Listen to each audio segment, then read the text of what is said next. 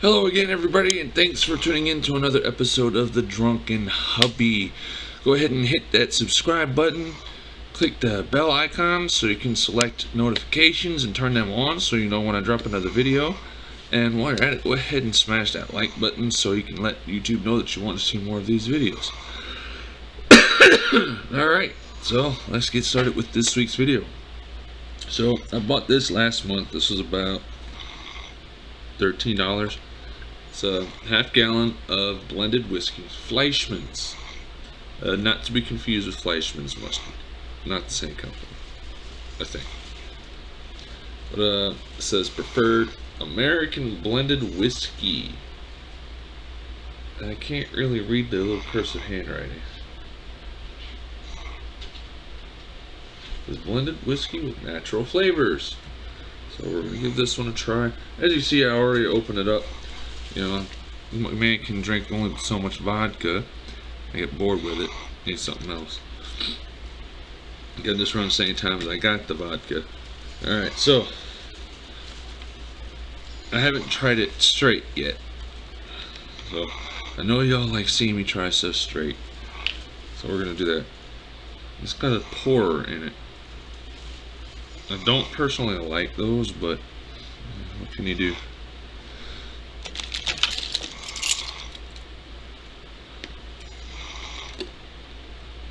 Well, that was easy.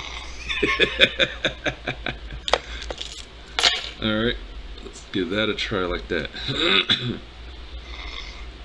The nose, it smells like whiskey. I guess just kind of generic alcoholic whiskey. All whiskey's alcoholic, dodo brain. Cut me some slack. It's been a rough week. Alright. There we go. Misplaced the top. Pay me no mind right now. I'm just a little bit scatterbrained at the moment. Set that down here. That is a very big shot. That's more than a shot. That's what, 2, 3 shots? Alright, well, here we go.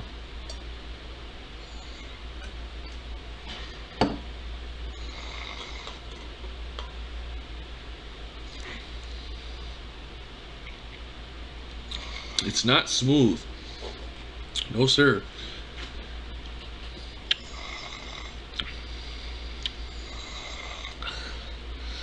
I can taste a little bit of sweet and a little bit of sour. It's not smooth.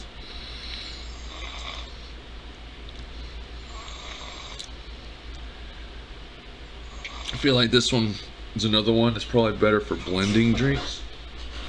So that's what I'm going to do. You know me, my go-to is a good soda. Now, the guy at the ABC store recommended using a ginger ale to blend this in. I don't have any ginger ale.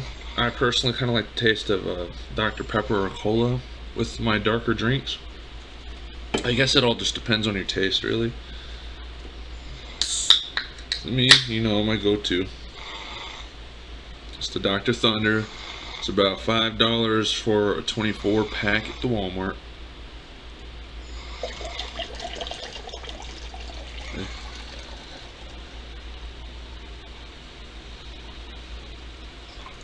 That should be enough right there.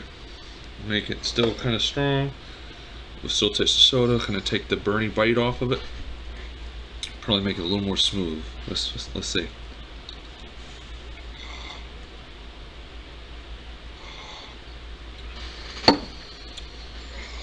Yeah. Alright, so with the Dr. Thunder, I can taste the bitter notes of the whiskey a little more. So that being overpowered by the burn. So definitely more of a sour whiskey than a sweet whiskey. I'm guessing the ryes are going to be a little more on the sweet side, where you get the blended or the bourbons going to be more on the sour side. That's just what I'm thinking.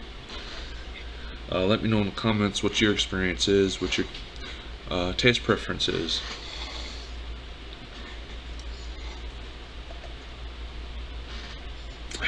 I think that would be really good sitting around a campfire. Which reminds me, it's fall. Probably want to get in that camping while you're really good. Well, it's the weather. Excuse me. Probably want to get that camping in while the weather's still sort of good, before it gets really, really cold. And excuse me. Speaking of camping, there is a festival, a holy festival coming up called Sukkot, or Feast of Tabernacles. So, well, that's one where we're commanded to stay in booths, temporary shelters for a week. And that's coming up all depending on what calendar you follow. Different people follow different calendars. I'm following a lunar calendar, and that would set Sukkot towards the end of this month. Around the 22nd it will start. And so basically, I don't have the materials or the know-how to make a temporary shelter, also known as a sukkah. Which, by the way, I've seen some designs for sukkahs. Really pretty. You get to decorate them with lights and leaves and all kinds of stuff.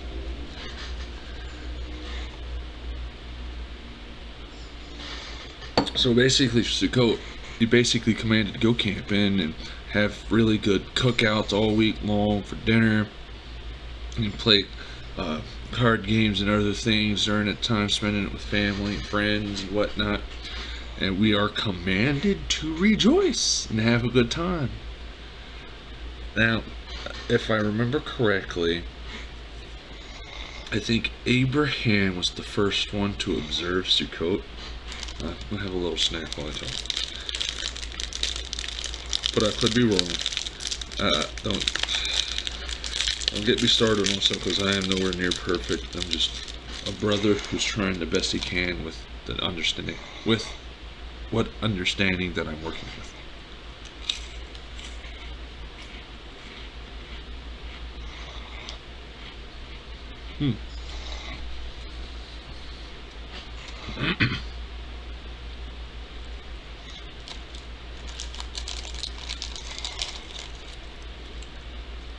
So Sukkot is one of the fall feasts. There are three together in the fall. You have Yom Teruah, or the Feast of Trumpets.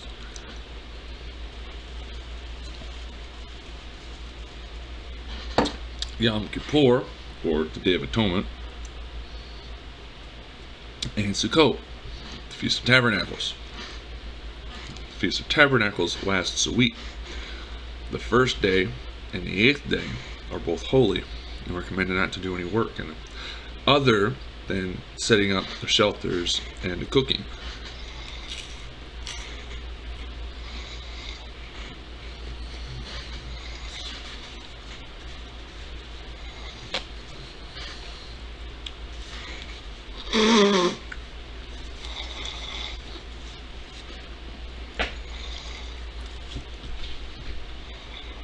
And personally, I like camping. Now, I have yet to have a chance to observe Sukkot yet, but I intend to do it this year. I'm looking forward to it. I have a tent already. I need to get some tent pegs so I can set it up. I'm going to do it in the backyard. Oh, you're going to spend a whole week in a tent? What about bathing and all that? Yeah, you can still come in your house and bathe. I don't have a grill, so I'm going to come in and cook or whatever, but I'm going to be sleeping outside in the tent for a week. I like camping. I have a little campfire and all that stuff.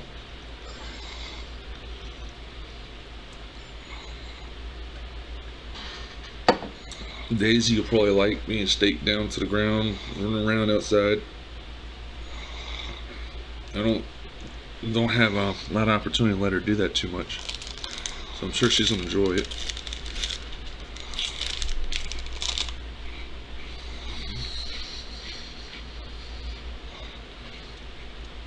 What are you doing, Daisy? You heard me talking about you, huh? You came to see what I was talking about.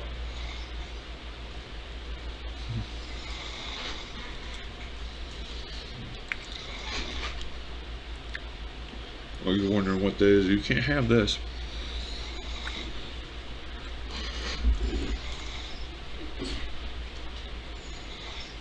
Daisy's so nosy. Yes, you are. You're so nosy. You're nosy.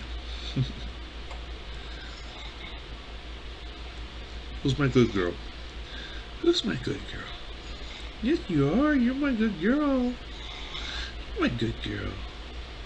I love you. Daisy's a sweetie baby. Oh, look, you don't. You want me to keep petting you? Okay.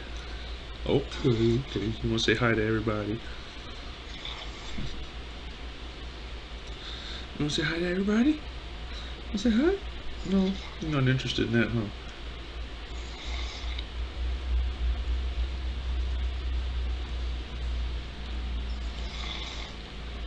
We're just talking about Sukkot and about liquor. Alright, Daisy. Come on, down. Down. Good girl. Good girl.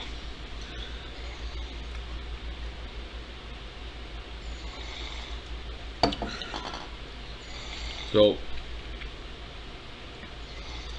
yeah, one of the things that we're encouraged to do in Scripture during these feast days is also to enjoy strong drink.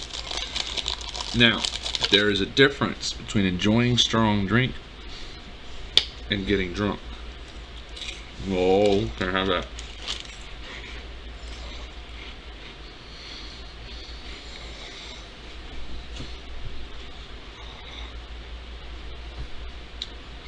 And this is my personal advice, but for those of you that cannot handle your drink, that means a number of things. If you don't know when to stop, or if you just get straight up nasty or mean or violent, you don't need to drink. Not even a little. And there's no shame in that. There's no shame in that. Okay? Well, I'm kind of go off on a different path here. Something that kind of came to my attention just now. Let's talk about peer pressure. Yeah. So,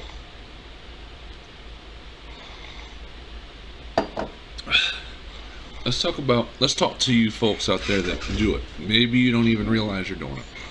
Okay? Here's a scenario.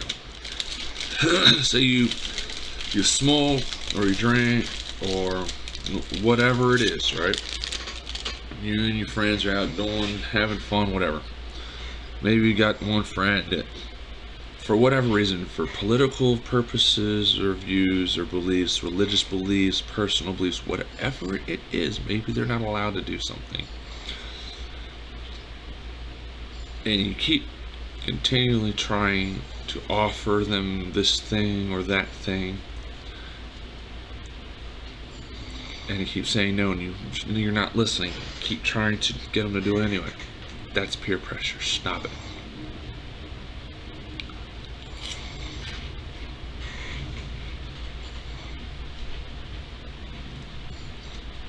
But then there's the other side of that, where you almost bully or pressure somebody into doing something. Oh, you're a pussy. Oh, you're a chicken. Blah, blah, blah. Stop it.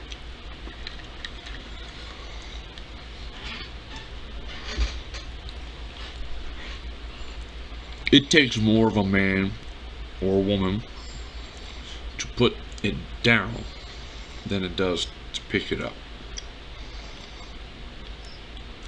And that's true.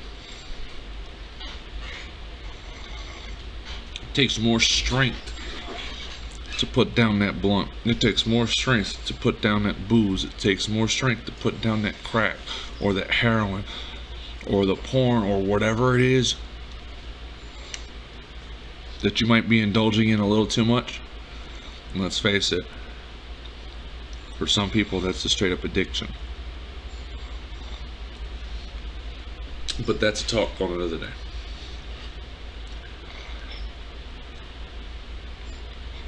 Your manliness or womanliness does not depend on how much you can drink or how much you can smoke or how much you can screw. No. In fact, it's the opposite. Your manliness or womanliness or whatever it is you're trying to call yourself is dependent on how much self-discipline that you show. Just remember, at the end of the day, you're not looking at your friends in the mirror, you're looking at yourself.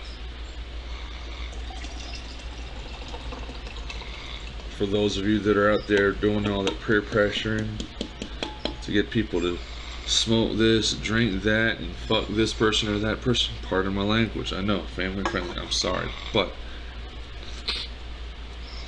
you gotta stop that.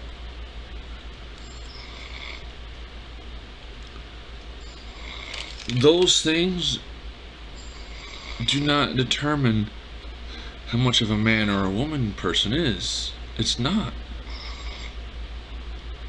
You see it so much in the media today and in society.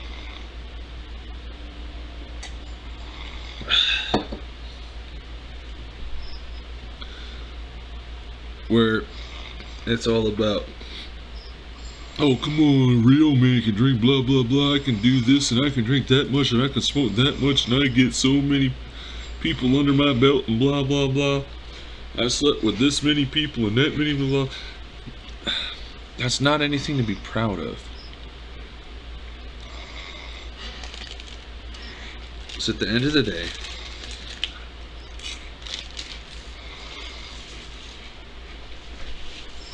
when the sun sets on your life and you start to look back at everything you've done,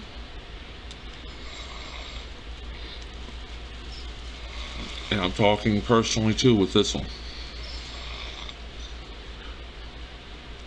looking back at a lot of the stuff that I've done, I wish I hadn't done it. I wish to Yahuwah Almighty that I'd only ever been with one person in my life. I wish to Yahuwah Almighty that I didn't always drink as much as I did or smoke as much as I did.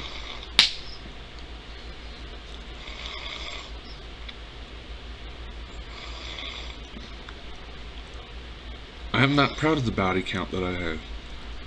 I'm not. I'm ashamed of it. It's too many.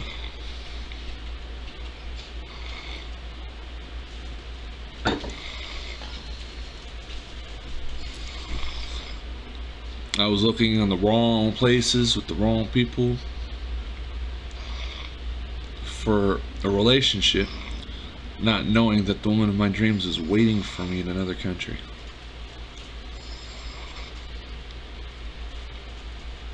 And now, knowing what I know now, if I'd have known it then, I would have done things a lot differently. I wouldn't have listened to peer pressure. I wouldn't have paid any attention to society's demands. You have to have this and that and that and this in order to be a real person, blah blah blah.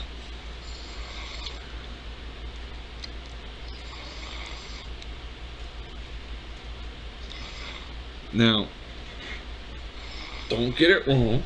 I'm not bashing anybody. If you like to smoke, that's fine. I don't see anything wrong with that personally. If you like to drink, okay. Again, that's fine. I don't see anything wrong with it personally. Excuse me. As long as you're not letting that thing define who you are. As long as you are not letting that craving control what you do. Modesty goes a long, long way. And it's not just booze and drugs and sex either. It could be food or video games and so many other things, even adrenaline junkies, you know. gluttony isn't just about food. You could be a glutton for booze, you can be a glutton for weed, you could be a glutton for sex. And gluttony is one of the 7 deadliest sins for a reason.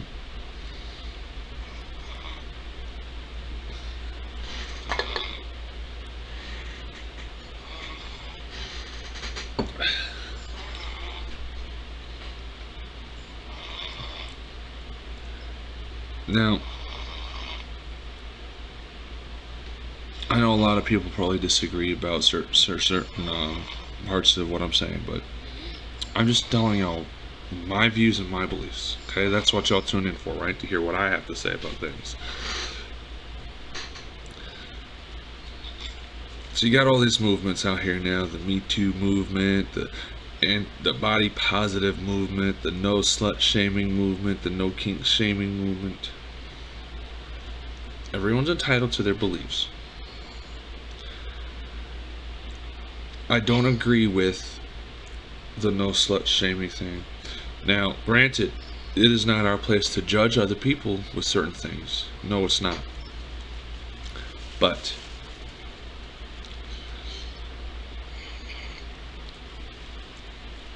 you need to have self-control with certain things, especially sexual activity. There's a reason all these STDs are out here and as prominent as they are. You know, from a biblical standpoint, plagues are a result of unrepentant sin. What is one of the unrepentant sins? Lust, carnality, fornication, adultery. For an example, hear me out. You married folk out there, don't cheat. Stop it. You made vows to that person you're with to forsake all others until death do you part. Those are serious between you and your spouse and Yahuwah. It is said in scripture that it is better to never make a vow than to make a vow and break it. It says that for a reason. Well, but I'm unhappy or I'm unsatisfied and blah blah. Stop it. Don't make excuses and alibis to go and do what it is you feel like you want to do. You have 2 options. Make it work. Fake it till you make it, as some people like to say. Or if you feel in your heart and in your mind that you don't want to be tied down to one person, tell your partner how you truly feel, and all else fails, give them their freedom, give them a divorce, let them be free to marry someone who will give themselves all to them, 100%. And you go find yourself someone that agrees with your vision of how things should be. Don't be in a relationship with someone who wants monogamy when you don't want monogamy. That's not fair to them. If you're going to be insistent on not being monogamous, don't tie yourself down. Don't trick other people who want monogamy into being with you either. That's not fair to them.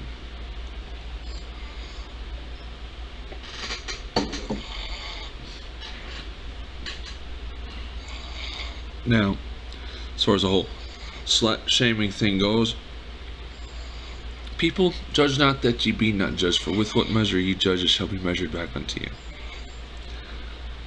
On the other hand, don't go out of your way to try and have a purpose where you want to bed as many people as you possibly can. And before even going further, I want to clear something up. The title slut does not pertain to one gender. It's both. Men can be sluts too. There's a lot of male sluts out there. And all you guys out there thinking you want to try as many women as you can, you want to try this woman and that woman, I want to sample the whole buffet. You're disgusting, dude. This is my personal belief. Judge me if you want to, but I'm just saying, that's gross. I'm satisfied with one. And even though I have an ocean between me and her, I can wait because I know she's worth it. No Rosie Palm and her 5 sisters or anything else like that, or going out and sneaking off. Oh, she's not. That's something else that bugs me. Are the ones that do the peer pressuring to get people to cheat on their significant others. He's not here with you. She's not here with you. They're over there. Blah, blah, blah. So freaking what? That doesn't mean anything. If someone is putting their trust into you, don't you dare violate that, man. If you're the type of person who doesn't care about how you might hurt someone else, then you don't need to be in a relationship with someone who's putting all their faith and trust in you to not hurt them.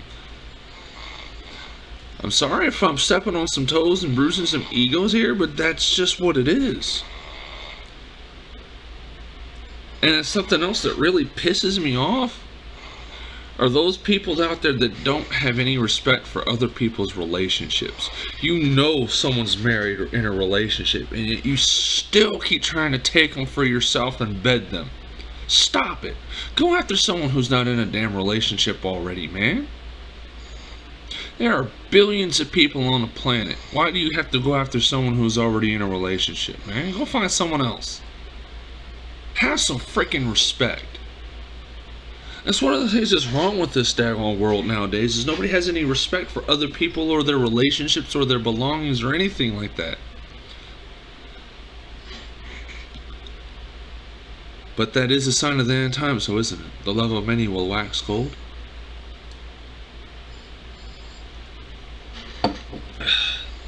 I know I've gotten off topic, everybody, but I want to bring this into your focus right here. Okay? Modern day Christianity teaches that there's only 2 laws we have to focus on: love of God and love of their neighbor, right?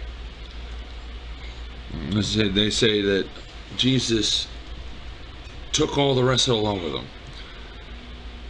Watch this. Nowhere does Yahusha, and I challenge you on this, nowhere does Yahusha ever say to stop following the Torah, the old law.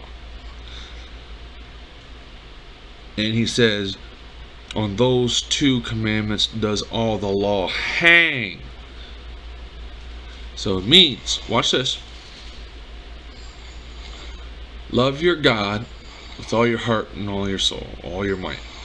So, don't have any other gods before Yahuwah. So, you put a pin in that. Whatever you spend the majority of your time giving your attention to, that is your God. That's one. Observe the Sabbath and keep it holy. Right? Don't take the Lord, the name of the Lord your God in vain. Huh? You see a pattern here? These are how you show Yahuwah you love him, along with following his commandments. Okay, let's go on to the loving of your neighbor. Watch this. Don't steal. Okay? Yeah, you think it's very loving of your neighbor for you to steal from him? No. Don't covet your neighbor's wife or your neighbor's things. Do you think it's loving for you to want their wife and want their house and want their car and want their stuff and want their... You think that's loving? No.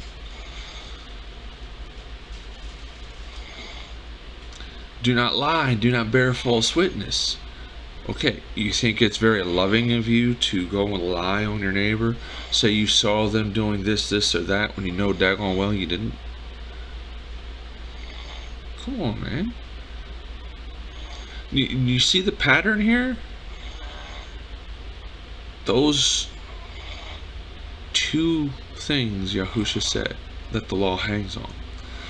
It's, you got a nail here and a nail here, right? And from these two hang all the rest of Torah. So it's basically like this. Well, how do you observe loving your God? Follow these commandments. How do you observe loving your neighbor? Follow these commandments. That's what it is. So all of you out there trying to bed your neighbor's wife or bed your neighbor's husband, stop it. And let's be clear, neighbor isn't just the person that lives right next door to you on either side or across the street. No. A neighbor is anyone you share this earth with. That's your neighbor.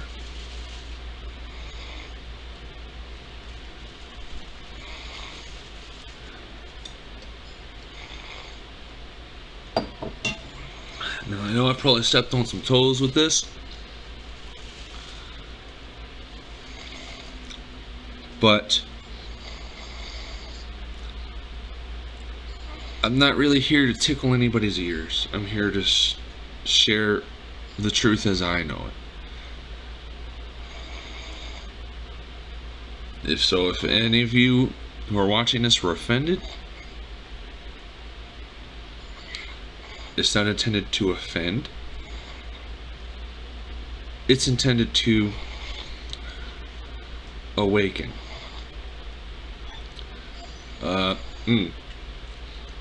Comfort the disturbed and disturb the comfortable, if that makes any sense.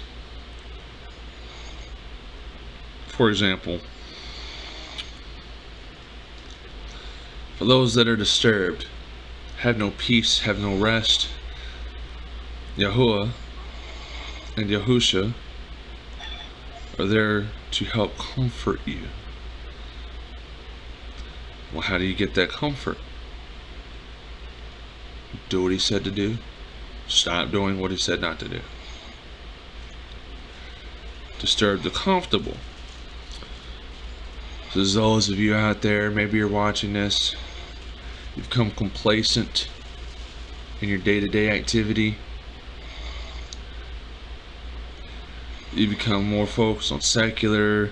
Oh, I've got a good job, I've got a good home, I've got a good this, I've got a good that. There's no more growth for me to make, blah, blah. You've stopped growing, you've stopped learning, you've stopped progressing. You've become comfortable, you've settled.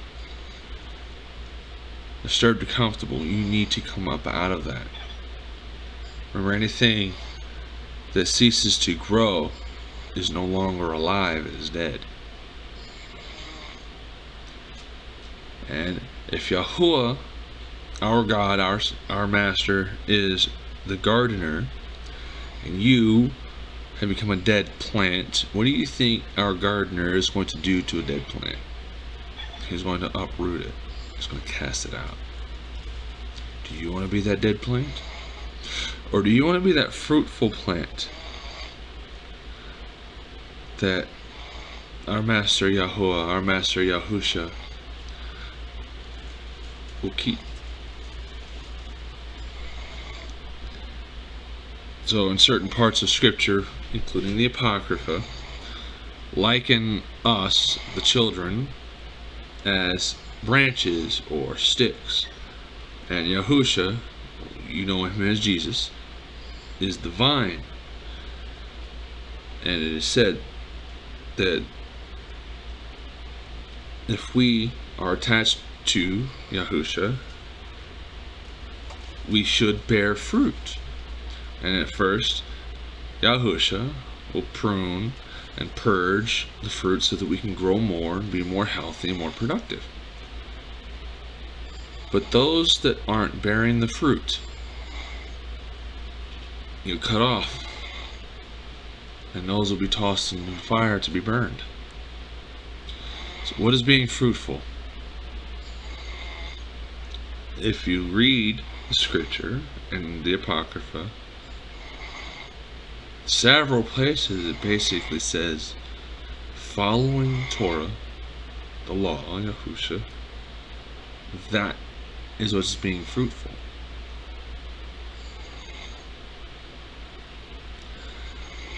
Alright everybody, I'm going to end it right here for today. I know it's late for some of y'all, it's late for me too, but I'm going to pray for all of y'all, and I hope you're all having a blessed day. I know it went off in a weird direction, and I'm getting a little scatterbrained. Alcohol will do that to you. This is the Drunken Hubby, so I'm not going to stay on one topic or the other. But I guess that's what y'all tune in to see, right? Alright everybody, I hope you smashed that like button and enjoyed, and go ahead and share this video with your friends so we can get more people to come and see. Alright everybody, you have a good day, and I hope you have a good rest of your week. Let me know in the comments what you'd like to see me drink on, or what you'd like to see me talk about more, and we'll get at you. Alright everybody, bye.